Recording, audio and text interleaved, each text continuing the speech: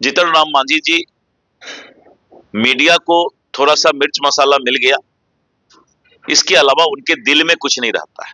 वो सदैव एनडीए के प्रति समर्पित हैं।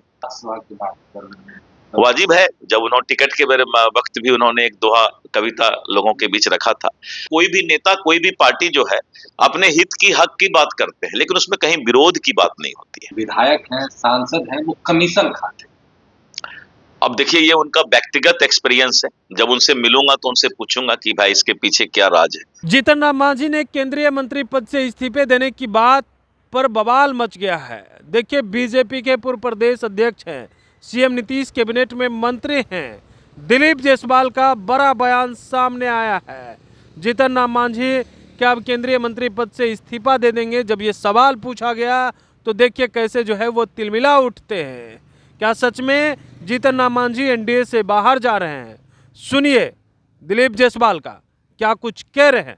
देखिए, जीतन राम मांझी जी एनडीए घटक दल के एक मजबूत साथी हैं और हम लोग के अभिभावक हैं। जीतन राम मांझी जी, मीडिया को थोड़ा सा मिर्च मसाला मिल गया, इसके अलावा उनके दिल में कुछ नहीं रहता है। वो सदैव एनडीए के प्रति समर्पित हैं और एनडीए को लेकर के आपने देखा कि पूरे बिहार विधानसभा चुनाव में उन्होंने दिन रात मेहनत किया है।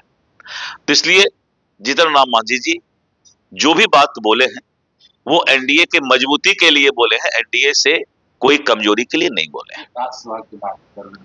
वाजिब है, जब उन्होंने टिकट के वक्त भी उन्होंने एक दोहा कविता लोगों के बीच रखा था।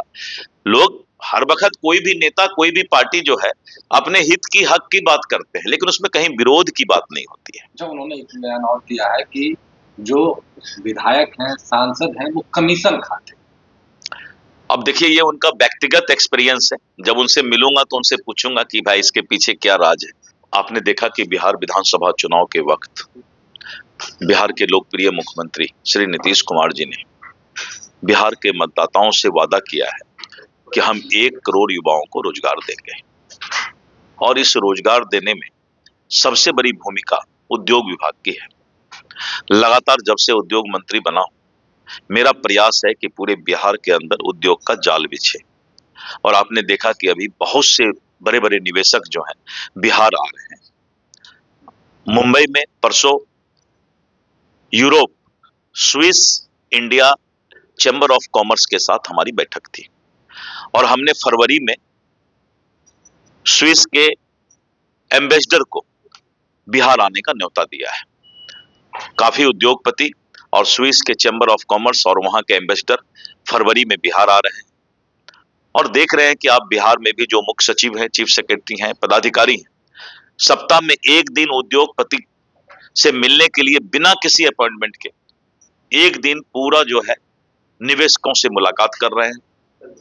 बिहार के पदाधिकारी उद्योग विभाग के रेड कारपेट बिछाकर निवेशक को स्वागत करने के लिए तैयार है और यही कारण है कि जब निवेशक को लग रहा है कि बिहार के उद्योग विभाग के पदाधिकारी रेड कारपेट हमारे लिए बिछाए हुए हैं, मुझे सम्मान देंगे, मेरा स्वागत करेंगे और मुझे सुरक्षा देंगे, तो निवेशक बिहार की ओर आगे बढ़ चुका है और आने वाले समय में बिहार में उद्योग का जाल बिछेगा। तो आपने सुना दिलीप जायसवाल का, वो कह रहे हैं अपने कार्यकर्ताओं को वो समझा रहे हैं, मजबूती के लिए इस तरह की बात कर रहे हैं।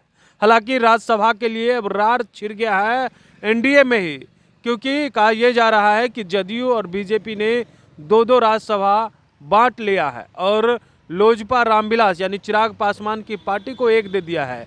इससे जीतन राम मांझी अब नाराज हैं, खुले मन से बीजेपी को धमकी दे रहे हैं और एनडीए सहयोगी को धमकी दे रहे हैं कि एनडीए छोड़ करके अकेले ही इनकलाब करेंगे।